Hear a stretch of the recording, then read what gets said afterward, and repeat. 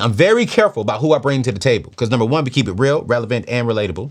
And I have to make sure that this person can be real, that the information they share is real, okay? And it's relatable for us and it inspires you.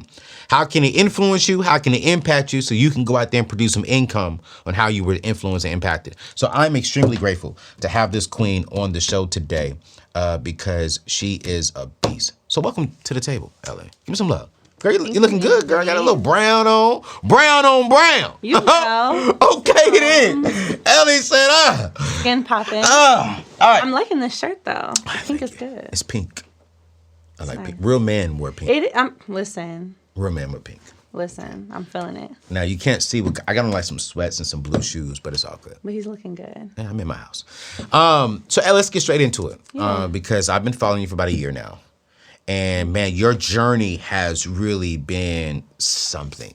All right. So let's start off from the very beginning. You're 30 now?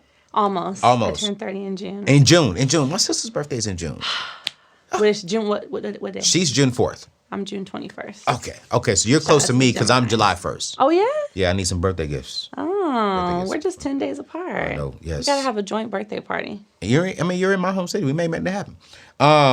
If it's us together, all I'm gonna say is gonna be a lot of money. That's all I'm gonna say. And the majority of the money will come from her, not me.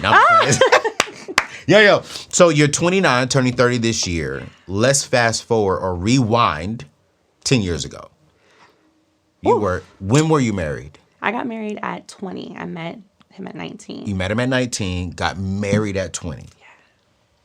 Okay. Yeah. Why'd you get married so young? You know, in hindsight, right? I thought he was the one. Okay. Thought he was the one. Okay. Thought it was the right time. Yeah. I wanted to kind of get my life situated early. Mm-hmm. I knew that I wanted to just make moves, you know, get a really good job, start building. Okay. And he was cute. You know, what when we're 19 and 20, what's important, right? Okay. How does he look? Yeah. Does he have the right talk? I didn't listen to my parents. They told me to wait. Was money a play in the game? No. Was he making money? Like good money? I mean, Of course he was making money. No, yeah, but not good money. Okay. It wasn't that at all. It was just like, we're both young. Let's do this. Let's build together. Okay. I can do this. We can do this. Yeah. And I just jumped. You just jumped. I just jumped, you know. So young, didn't know any better, didn't take the guidance I needed to. Okay. And believed I could just make life happen. Yeah. Just doing what I wanted to do. Love it. Okay. All right. So fast forward. Yeah. From 20 to now, you out of that relationship, you got 4. Woo! 4 kids. 3, 4, yes. And the last 2 are twins. The last 2 are twins. Mm-hmm. You have 4 kids. Whole 4 kids. By what age? By 28 or 27, I gave birth to the twins. 27 with 4 kids. Yeah. Where were you at in that season of life? Like income-wise, job-wise, like were you in a good, healthy place when you brought in 4 kids into this life, into this world? So, you know, I've always had good jobs. I worked in corporate America. I was making 6 figures by the time I turned 24, 25. Okay. So I've always had good jobs. The problem was he didn't, right? So everything was on me. I got you. I was taking care of the husband, birthing the babies, breastfeeding the babies, going to work, bringing in the income, getting promoted, birthing more babies, taking care of the home, paying the rent. I mean, it was just you was doing everything. Everything. I was just. And where were you living in? So at first I lived with my dad. Okay. Then we got our own place in Florida. Okay. What part of Florida? Tampa. Okay. Yeah. I did 6 years in Jacksonville. Oh, wow. Yeah. Florida's an interesting place. It is. Stuff be happening. Absolutely. You know? Yeah. Tampa is the truth, though. Some good-looking girls out there. I ain't gonna lie. Oh, my God. Okay, back to the story. All right, so you lived in Florida. Yep. So Florida, then moved to LA. Okay. LA is where I got, I would say, my best job. That's when I started making 6 figures out here. Okay. But if you know LA, $120,000 some $1,000. That's not. It's pretty much still $60,000 or $50,000. Right. So at that point, I had my second child. So I had 2 kids by then. I was like 24, 25. Okay. Then moved to Texas. Yeah. Around 26, 27. Okay. That's when I was pregnant with the twins. Wow. Right before the pandemic, got laid off from the job, gave birth to the twins, and then I asked for a separation 2 months after the twins. Whoa. Flag on the plate. I'm using my homegirl, Michelle Williams. Flag on the plate. Flag. Pandemic hits. Pandemic hits right after. You moved to Texas. Yes, basically. So pandemic hits right after I moved to Texas in the midst of the divorce. Because I got divorced finalized February 2020. Okay. Pandemic hits, what was that, March? April? Yep. So you asked for the divorce before the pandemic hit. Mm-hmm. Pandemic hits, you lose your job. Correct. You're a single mother. And I live at home with my mom. And you live at home with your mom? Yeah, I moved home to my mom. With 4 kids? With 4 kids. In Texas? No, in LA. I moved back to LA. You moved back to LA? Let me tell you something. When I moved back to LA, it was just me and all the 4 kids. Anthony, I want you to picture me with 4 kids going through the airport with 5 luggages, 4 children, 2 of them in a stroller, taking periodic breaks to go breastfeed the twins alone. Alone? I had to make the journey alone. How'd you get through the airport? I'm help. Just because it's a struggle for me to pull too. Listen, people saw me and just started helping me. Literally. That was just God. They saw me with these kids and these bags and were like, what's happening? And I'm just like, I need to get back to my mom's house. And they helped me. I'm curious, Ellie. Yeah. How were you emotionally then? Moving back home with your mom, 4 kids, 26, 27 years old. Yeah. Not married. The last 5 years of your life, you've been carrying this workload, it seems like. Huge. How were you internally? How were you emotionally? You know, it was a tough time. It was a tough time. I think the only thing that got me through in those moments was God. Yeah. You know, I'm Muslim, so I pray 5 times a day. Okay. I'm so connected to that source. Yeah. But it was extremely challenging. You know, when you have an idea of what your life is going to be, and when it takes a completely opposite turn from that in a quick period of time, you feel like your life is in shambles. I mean, I felt like here I am with 4 kids.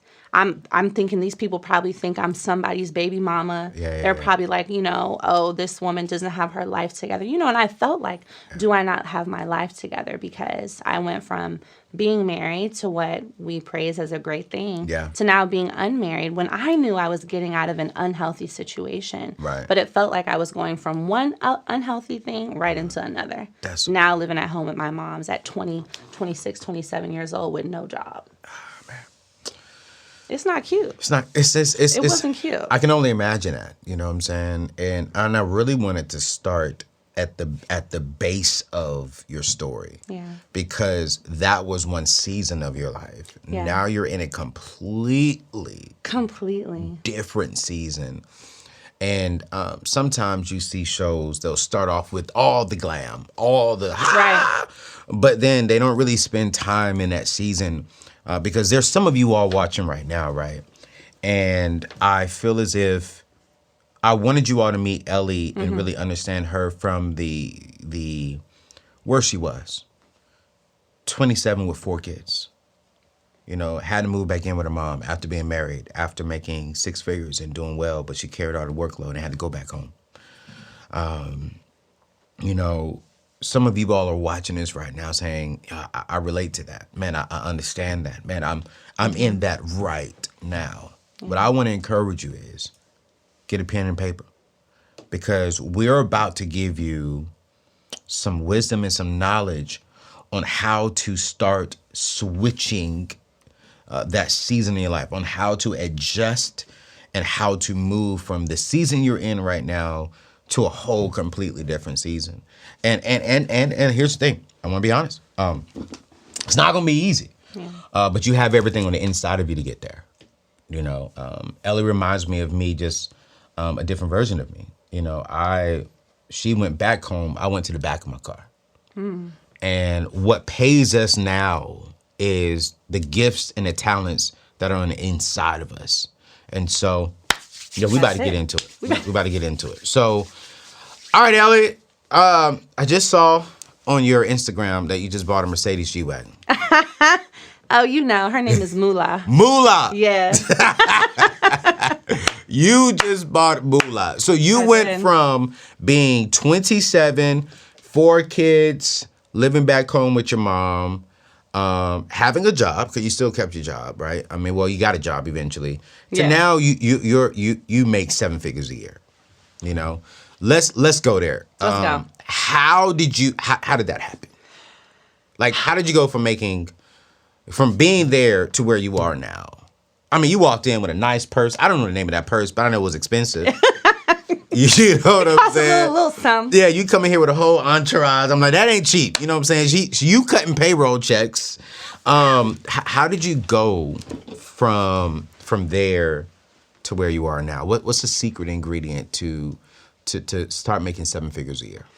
Wow. Well, the number one ingredient is faith. Okay. And prayer. Yeah. That's just number one. I want to make sure everybody understands none of this is possible without that solid foundation. Right. Because when I had nothing, back at home with my mom, on EBT, cash aid, you know, that was the income. When the job left, it was like, okay, let me manage this $750 a month in food stamps. Oh, wow. You know, so, but knowing at that moment, even though that was what my reality was, I knew that wasn't permanent. I had to believe that wasn't permanent. And that's where my prayer came in. So from there, the next step is to really take an inventory of what you know how to do and figure out who will pay you for what you know how to do. Back that up. To start making income. Yeah. No, do an inventory on what do you know how to do and who will pay you to get the information on what you know how to do. Exactly. What do you know how to do well? So my list, right? So everyone needs to make their list. Right. My list, I'm really good at sales. Okay. I'm really good at coaching. You know, I worked as director of sales. That's my whole thing. Wow. Yeah. Okay. That's my corporate background. That's your corporate background. Mm-hmm. Okay. I'm really good at financial literacy. I'm a life insurance broker as well. Okay. I'm really good at really creating systems, whether it's operational systems, sales systems, just ways for people to put organization into their business because I worked in startups and help it to flourish. Yeah. So when I made all this list and cooking and, you know, looking good, all those other things. But all right, brothers, y'all here. You know, I knew how to She made money, know how to cook, and she said she looked good. I look good. Wait, are you single? I am single. Okay, I don't want to get you in no trouble. Are you single? I'm like single.